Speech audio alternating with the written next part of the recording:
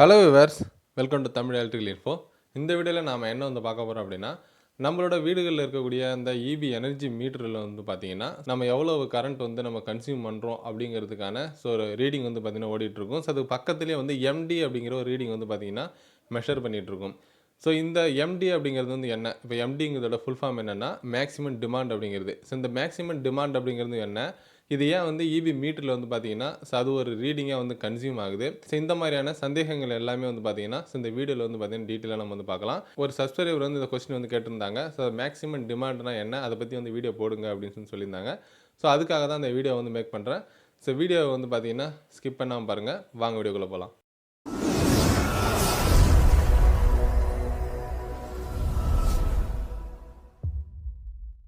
இந்த maximum demand அப்படிங்கிறது என்ன? இப்போ மீட்டரில் வந்து பார்த்தீங்கன்னா எம்டி அப்படின்னு வந்து அது மெஷர் பண்ணிகிட்டே இருக்கும். ஸோ எவ்ரி 30 மினிட்ஸுக்கு வந்து பார்த்தீங்கன்னா இந்த எம்டி வந்து பார்த்தீங்கன்னா மெஷர்மெண்ட்டை வந்து மீட்டர் எடுத்துக்கிட்டு இருக்கும். நம்ம வீடுகளில் இருந்தாலும் சரி, ஸோ இண்டஸ்ட்ரியலில் இருந்தாலும் சரி, அதிகமாக பார்த்தீங்கன்னா இந்த எம்டி அப்படிங்கிற அந்த மெஷர்மெண்ட் வந்து இண்டஸ்ட்ரியில் தான் அதிகமாக வந்து எடுப்பாங்க. சரி, இந்த மேக்ஸிமம் டிமாண்ட் அப்படிங்கிறது என்ன? இப்போ ஏன் வந்து இபியில் வந்து இந்த மெஷர்மெண்ட் வந்து எடுக்கிறாங்க அப்படின்னு பார்த்தீங்கன்னா, மேக்ஸிமம் டிமாண்ட் அப்படிங்கிறது வந்து நம்ம வீடுகள்லையோ இல்லை ஒரு இண்டஸ்ட்ரியலாக இருந்தாலும் சரி, இப்போ நீங்கள் வந்து வீட்டில் இருக்கீங்க அப்படின்னா வீடை நீங்கள் வந்து எடுத்துக்கலாம். இப்போ நம்ம வீட்டில் நம்ம வந்து ஒரு லோடு பயன்படுத்துகிறோம். லோடு அப்படிங்கிறது வந்து நம்ம வீட்டில் நம்ம யூஸ் பண்ணக்கூடிய எக்யூப்மெண்ட்ஸோட லோட்ஸு தான். நம்ம எவ்வளோ பவர் வந்து கன்சியூம் பண்ணுறோம் அப்படிங்கிறது.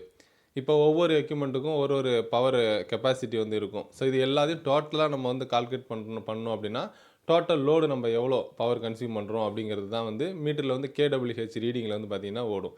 ஸோ அப்படி இருக்கக்குள்ள எவ்வளோ கிலோவாட்ஸ் அப்படிங்கிறது தான் நம்ம டோட்டல் பவர் வந்து நம்ம கால்குலேட் பண்ணுவோம். ஸோ அப்படி வந்து பார்த்திங்கன்னா ஒரு குறிப்பிட்ட செகண்டில் ஒரே நேரத்தில் வந்து நம்ம மொத்தமாக எவ்வளோ லோடு யூஸ் பண்ணுவோம் அப்படிங்கிறது தான் வந்து இந்த மேக்ஸிமம் டிமாண்ட் அப்படிங்கிறது. நம்ம இபி சைடில் வந்து நம்ம கனெக்ஷன் வந்து எடுக்கிறோம். ஃபஸ்ட் டைமாக வந்து கனெக்ஷன் எடுக்கிறோம் அப்படின்னா ஸோ அவங்க வந்து ஃபஸ்ட்டே வந்து இந்த மேக்ஸிமம் டிமாண்ட் எவ்வளோ அப்படிங்கிறது வந்து மெஷர்மெண்ட்டை நம்மள்ட்ட வந்து கேட்டிருப்பாங்க. இப்போ உதாரணத்துக்கு நம்ம வீடுகள்லாம் பார்த்திங்கன்னா ஸோ சிங்கிள் ஃபேஸ் கனெக்ஷனாக இருந்ததுன்னா அதிகபட்சமாக நம்ம 1 கிலோவாட்ஸ் வரைக்கும் நம்ம மேக்ஸிமம் டிமாண்ட் வந்து கொடுப்போம். அதே போல் வந்து ஒரு 3 ஃபேஸ் கனெக்ஷன் வீட்டுக்குள்ள எடுத்துருக்கோம்னா 5 கிலோவாட்ஸ் வரைக்கும் நம்ம மேக்ஸிமம் டிமாண்ட் அப்படிங்கிற லோடு வந்து நம்ம கொடுப்போம்.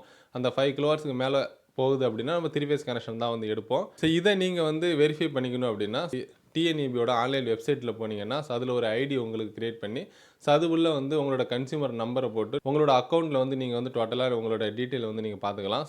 ஸோ அதுலேயே வந்து டோட்டல் லோடு அப்படிங்கிறது வந்து பார்த்திங்கன்னா கொடுத்துருப்பாங்க. ஸோ அந்த டோட்டல் லோடு எவ்வளோ இருக்குதுன்னு பார்த்துக்கிட்டிங்கன்னா அதுதான் உங்களோட மேக்ஸிமம் டிமாண்ட் லோடு அப்படிங்கிறது. ஸோ அதில் ஒரு 1 கிலோவாட் இருந்தது அப்படின்னா உங்களோட மீட்ரு வந்து 1 கிலோவாட்டுக்கு மேலே வந்து பார்த்திங்கன்னா ஓடக்கூடாது. ஸோ அதில் வந்து உங்களுக்கு ஒரு 5 கிலோவாட் இருக்குது அப்படின்னா ஸோ உங்களோட மீட்டரில் வந்து பார்த்திங்கன்னா 5 கிலோவாட்ஸுக்கு மேலே ஒரு குறிப்பிட்ட டைமில் நீங்கள் லோடு எடுக்கக்கூடாது. ஸோ அதை தான் வந்து இந்த மீட்டரில் வந்து மெஷர் பண்ணிகிட்ருக்கோம். சரி, இப்போ நம்ம தான் வந்து ஏற்கனவே இபிசியில் வந்து நம்ம எவ்வளோ பவர் கன்சியூம் பண்ணுறோமோ ஸோ அதை தான் வந்து நம்ம பில்லு வந்து பே பண்ணுறோம். அப்புறம் ஏன் இது வந்து நம்ம இவ்வளோ தான் நம்ம வந்து கன்சியூம் பண்ணணும், அதுக்கு மேலே வந்து போகக்கூடாது அப்படிங்கிறது வந்து ஏன் அந்த மேக்ஸிமம் டிமாண்ட் அப்படிங்கிறது மீட்டரில் வந்து கொடுக்குறாங்க. ஸோ அதை விட அதிகமாக போனால் என்ன ஆகும் அப்படிங்கிற ஒரு சந்தேகம் வந்து உங்களுக்கு ஏற்படலாம். இப்போது ஒரு நம்ம மேக்ஸிமம் டிமாண்ட் நமக்கான டிமாண்டு எவ்வளோ இருக்கோ அதை விட அதிகமாக போகுது. உதாரணத்துக்கு ஒரு 1 கிலோவாட்ஸ் தான் நம்ம வந்து மேக்ஸிமம் டிமாண்ட் நம்ம கொடுத்துருக்கோம் இபிக்கு அப்படிங்கிறப்போ ஸோ நம்ம வீட்டில் நம்ம வந்து ஒரு 2 கிலோவாட் எப்படி பயன்படுத்துகிறோம் அப்படின்னா ஸோ எக்ஸ்ட்ரா போகக்கூடிய அந்த 1 கிலோவாட்டுக்கும் நமக்கு பெனாலிட்டி வந்து போடுவாங்க. ஸோ அதுக்கு வந்து தனியாக சார்ஜ் வந்து பார்த்திங்கன்னா நமக்கு பண்ணுவாங்க. அந்த சார்ஜஸ் வந்து நமக்கு பண்ணுறதுக்காக தான், அது பில்லில் நமக்கு அந்த சார்ஜஸ் ஏற்றுறதுக்காக தான் ஸோ மீட்டரில் வந்து பார்த்திங்கன்னா அந்த எம்டிங்கிற மெஷர்மெண்ட்டே பார்த்திங்கன்னா தனியாக எடுத்துகிட்டு இருக்காங்க. அதுக்காக வந்து இபியில் இந்த மாதிரி ஒரு லிமிட்டை வந்து கொடுத்து ஸோ அதுக்கு மேலே போனால் ஒரு பெனால்ட்டி அப்படிங்கிறது வந்து போடுறாங்க அப்படின்னா ஸோ இது வந்து பார்த்திங்கன்னா அதிகமாக இண்டஸ்ட்ரியலில் தான் அதிகமாக வந்து இதை மெயின்டைன் பண்ணுவாங்க. இண்டஸ்ட்ரியல்ஸில் தான் அதிகமாக நம்ம டோட்டலாக அதிகமான லோட்ஸ் வந்து அங்கே தான் பயன்படுத்துவாங்க.